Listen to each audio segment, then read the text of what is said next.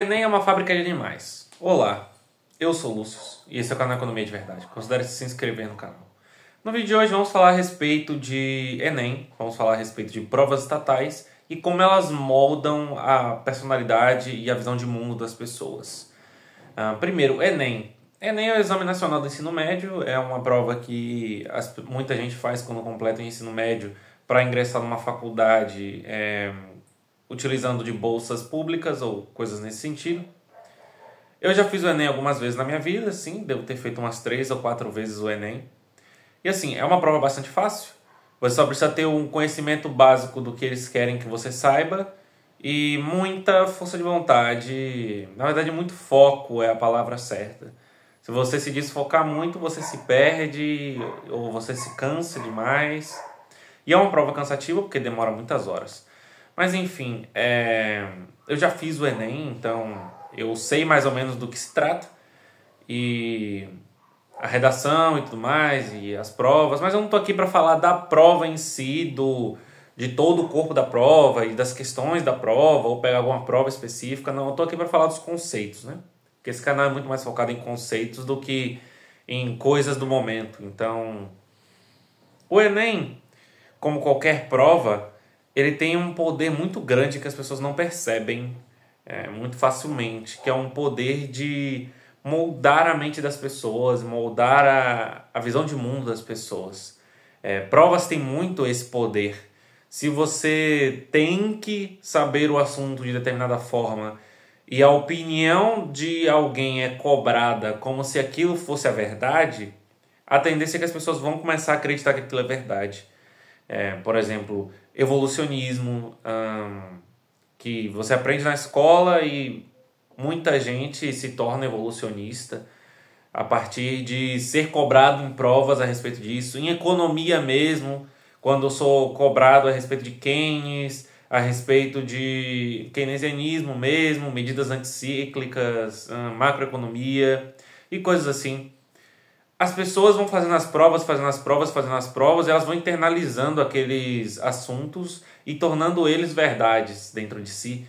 E a partir disso, você vai moldando mais ou menos a opinião pública e mais ou menos o que as pessoas acreditam. E essa é uma forma muito eficaz de fazer isso. E que o Estado brasileiro consegue fazer muito bem.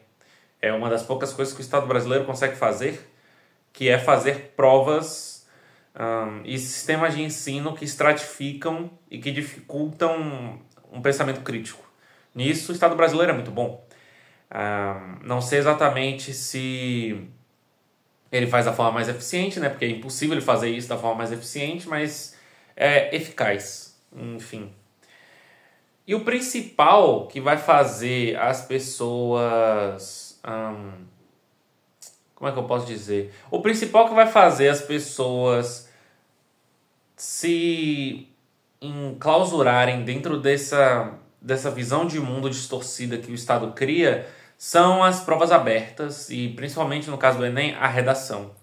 Porque é no momento da redação em que você acredita que está dando sua opinião, acredita que tem liberdade, acredita que pode escrever da forma que quiser, mas você tem toda uma formulazinha que você tem que seguir e que se você não seguir, você é severamente punido com notas muito menores do que alguém que copiou e colou um modelo pronto e mudou algumas palavras. Então, você pega a parte que deveria ser criativa do ser humano, você pega a parte da escrita, que é uma coisa muito única e que cada um escreve de uma forma diferente, usa termos diferentes, se expressa de forma diferente, e você confina isso a uma fórmula pronta e, além disso, você coloca assuntos na redação que já são muito tendenciosos e que vão fazer com que as pessoas elas não possam dar sua opinião de verdade. É muito difícil dar sua opinião de verdade se você não é 100%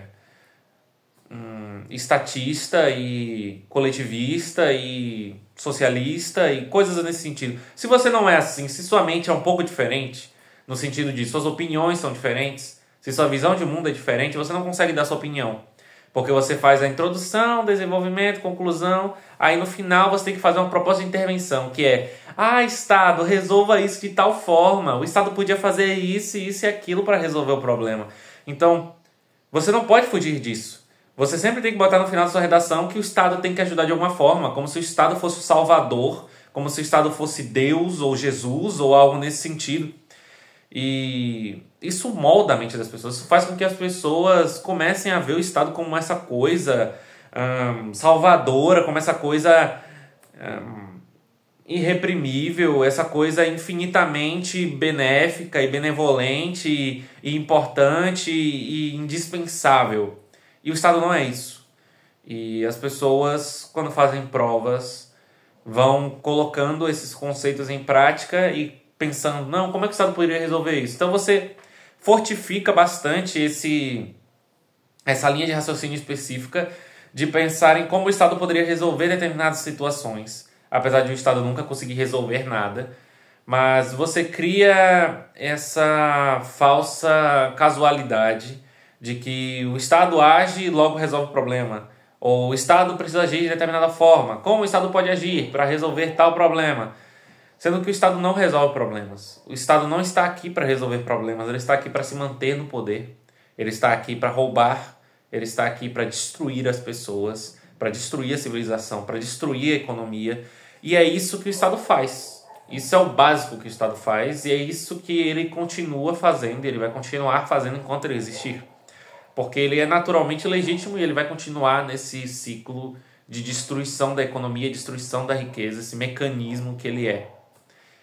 E aí as pessoas vão fazendo as provas, vão praticando para fazer o Enem, praticando para fazer o Enem, praticando para fazer o Enem, e vai entrando essas coisas na cabeça dela, entrando essa coisa de coletivismo e o bem Poxa, como é que eu posso falar? O bem da maioria, o bem do coletivo, e essas coisas vão entrando dentro da cabeça da pessoa, e as pessoas tendem a chegar a acreditar nisso. E isso é muito triste, porque no Brasil tem muito isso.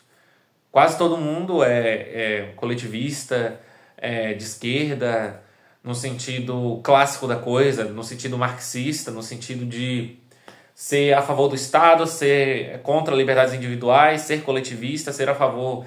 eu não gosto muito de usar esquerda e direita, porque eu acredito que os dois são coletivistas e os dois estão dentro da mesma coisa, mas se for o sentido clássico de esquerda, né, o sentido do início dessa ideia de esquerda e direita, de mais Estado, mais Estado, mais Estado, os brasileiros são isso hoje em dia. Os brasileiros quase, em sua totalidade, são mais Estado, mais Estado. Como o Estado deveria fazer isso?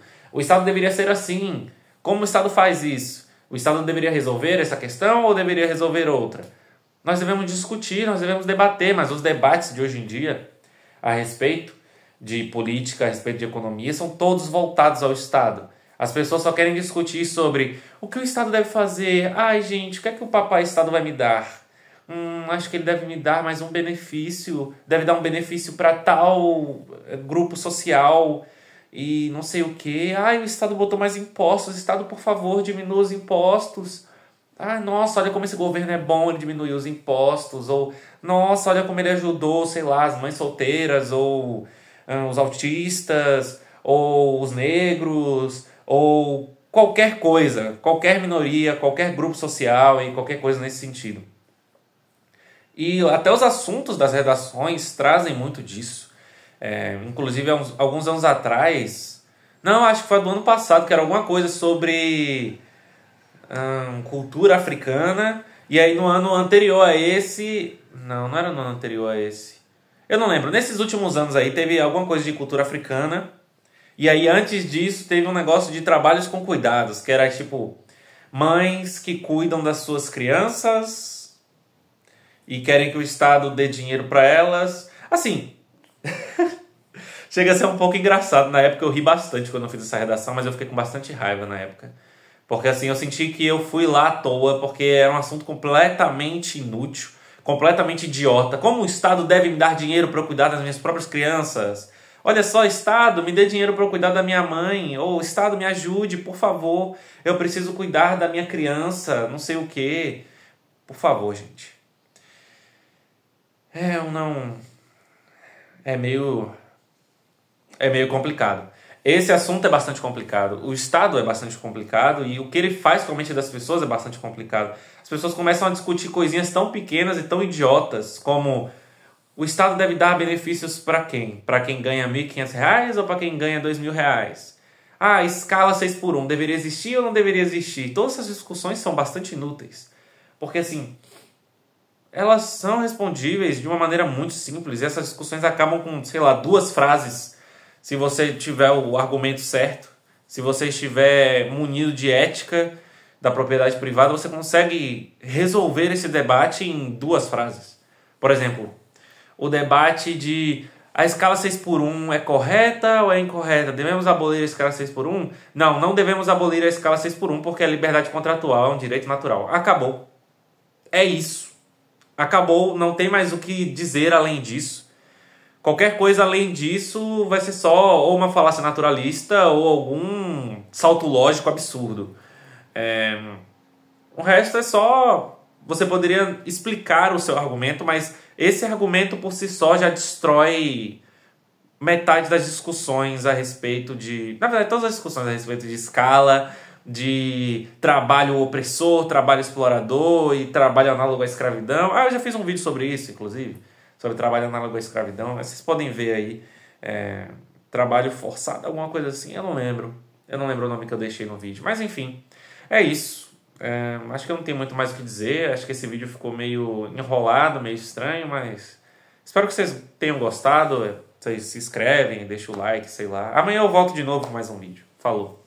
Tchau.